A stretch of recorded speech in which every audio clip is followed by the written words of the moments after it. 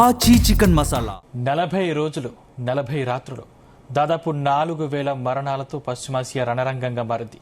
హార్ముజ్ను తెరిచేందుకు అమెరికా అధ్యక్షుడు ట్రంప్ పెట్టిన డెడ్ లైన్ దగ్గర పడటంతో ఏం జరుగుతుందోనన్న ఆందోళన ప్రపంచవ్యాప్తంగా కనిపించింది.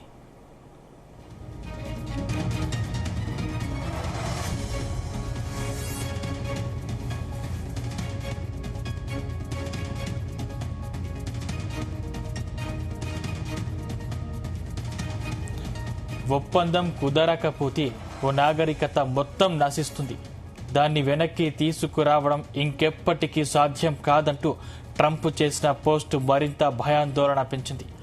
అటు ఏమాత్రం తొణక్కని ఇరాన్ సంధి కుదుర్చుకునే విధంగా ఏమాత్రం సంకేతాలు ఇవ్వలేదు. దాంతో భీకర దాడులు తప్పవనే ఉత్కంఠ పరిస్థితుల్లోకి ప్రపంచం వెళ్లిపోయింది.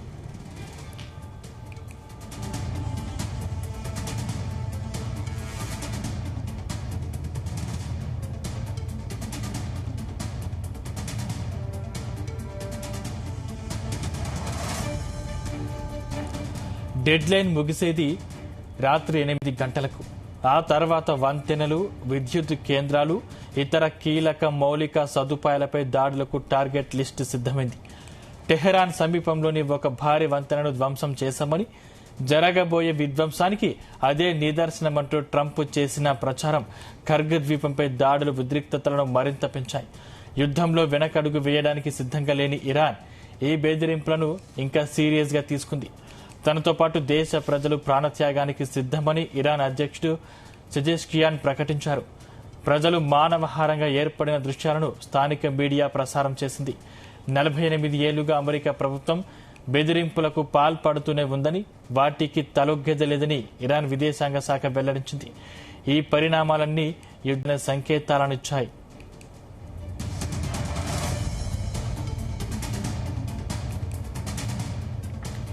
ఇలాంటి సమయంలో పాకిస్తాన్ మరో ప్రయత్నం చేసింది. 2 వారాల పాటు కాల్పులకు విరమణ ఇవ్వాలని, ట్రంప్ను హార్ముజ్ను తెరవాలని ఇరాన్ను ట్యాగ్ చేస్తూ పాక్ ప్రధాని షహబాజ్ షరీఫ్ ఎక్స్ వేదికగా పోస్టు పెట్టారు. మరోవైపు ఇంకా బ్యాక్ స్టోరీ కూడా నడిచింది. 10 పాయింట్ల కండిషన్లను మధ్యవర్తుల ద్వారా ఇరాన్ చేరవేసింది. వైట్ హౌస్ భవనంలోకి క్లోజ్డ్ డోర్ మీటింగ్ జరిగింది. ప్రతిపాదనల వల్ల ప్రయోజనాలుంటేనే అంగీకరించాలని ఇజ్రాయెల్, యుఏఈ, సౌదీ అరేబియా ట్రంప్నకు సూచించినట్లు అంతర్జాతీయ మీడియా కథనాలు వెల్లడించాయి. ఉపాధ్యక్షుడు జేడీ వాన్స్, పశ్చిమాసియాలో అమెరికా ప్రత్యేక రాయబారి స్టీన్ విట్కాఫ్ మాత్రం భిన్నంగా స్పందించారు. ఈ అవకాశాన్ని సద్వినియోగం చేసుకోవాలని సూచించినట్లు తెలుస్తోంది.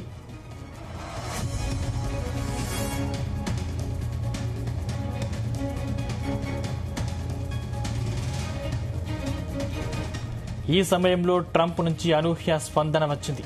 డెడ్ లైన్ కు 90 నిమిషాల ముందు సాయంత్రం పోస్టు పెట్టారు. హార్ముజ్ జలసంధిని తెరవాలనే షరతుకు లోబడి 2 వారాల గడువు ఇచ్చేందుకు కాల్పుల విరమణకు అంగీకరించాలని ప్రకటించారు. ఆ 10 పాయింట్ల ప్రతిపాదనలు చర్చలు జరపడానికి అనుకూలంగా ఉన్నాయని పేర్కొన్నారు. ఆ వెంటనే ఇరాన్ స్పందించింది.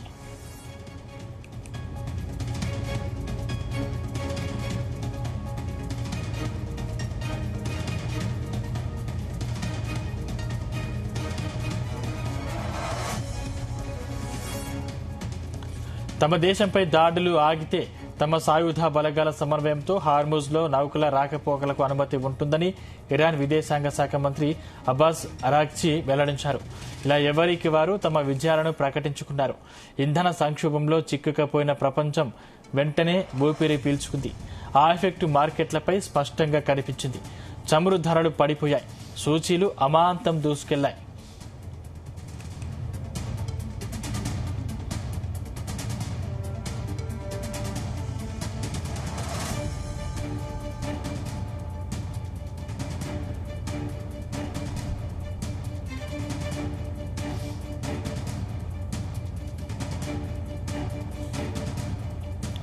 కాల్పుల విరమణ ప్రకటించిన తర్వాత కూడా ఇరాన్ వైపు నుంచి ఇజ్రాయెల్, గల్ఫ్ దేశాల మీదకు క్షిపణులు దూసుకెళ్లాయి.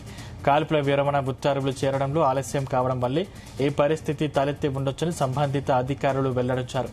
ఇక నేతాన్యాహుకు ఈ పరిణామాలు ఇష్టం లేకపోయినా ట్రంప్ మాటను కాదనలేకపోయాడన్న అభిప్రాయం వ్యక్తమవుతోంది.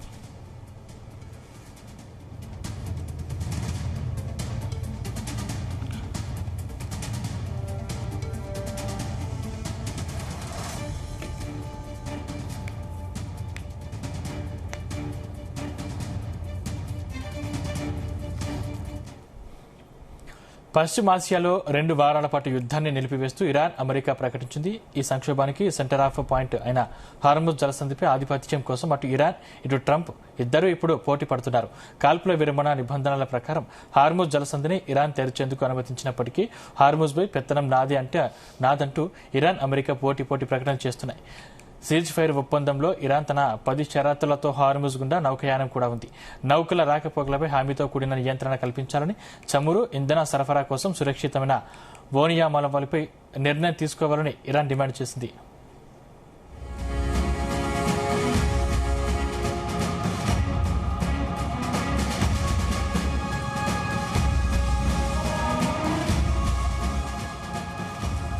ఇరాన్ ఓమన్తో సమన్వయం చేసుకుని హార్ముజ్ జలసంధి గుండా వెళ్లే నౌకలపై పన్నులు విధించే అవకాశం కనిపిస్తుంది. ఆ ఆదాయాన్ని టెహ్రాన్ పునర్నిర్మాణ పనుల కోసం ఉపయోగించుకుంటుందని భావిస్తున్నారు. ఈ జలమార్గం గుండా నౌకల రాకపోకలు ఇరాన్ సైన్యం నియంత్రణలో ఉంటాయని, నౌకల ప్రయాణం సమన్వయంతో నియంత్రిత్వ పద్ధతిలో నిర్వహించబడుతుందని తెలుస్తోంది. ఇదిలా ఉంటే ఈ యుద్దంలో తామే విజయం సాధించామంటూ సుప్రీం నేషనల్ సెక్యూరిటీ కౌన్సిల్ కూడా ప్రకటించింది.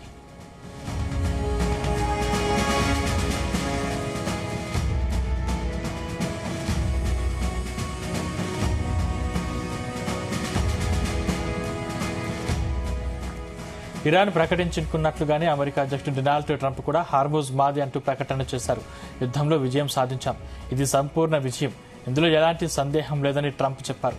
2 పక్షాలు 2 వారాల కాల్పుల విరమణకు అంగీకరించిన కొన్ని గంటల తర్వాత ట్రూత్ సోషల్లో ఒక పోస్టులో ట్రంప్ మాట్లాడుతూ హార్ముజ్ జలసంధిలో పేరుకుపోతున్న రద్దీని తగ్గించడానికి యునైటెడ్ స్టేట్స్ సహాయం చేస్తుందని చెప్పారు.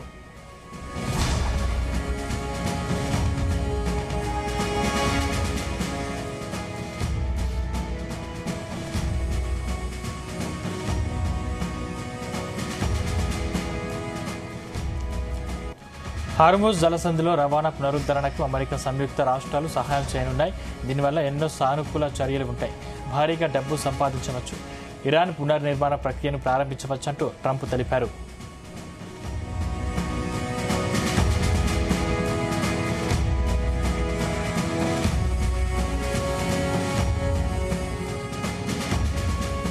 కాల్పుల విరమణలో తదుపరి దిశగా ఏప్రిల్ 10న పాకిస్తాన్లో అమెరికా, ఇరాన్ ప్రతినిధి బృందాల మధ్య సమావేశం జరగనుంది. ఈ భేటీలో ఒప్పందం తుది నిబంధనలను ఖరారు చేయనున్నారు. అమెరికా కూడా ఇరాన్ ముందు తన డిమాండ్లను ఉంచుతుందని భావిస్తున్నారు. వాటిలో అణు బాలిస్టిక్ క్షిపణి కార్యక్రమాలను పూర్తిగా నిలిపివేయడం కూడా ఉండనున్నట్లు తెలుస్తుంది. గతంలో టెహ్రాన్ ఈ రెండింటిని తిరస్కరించడం చివరికి యుద్ధానికి దారితీసింది.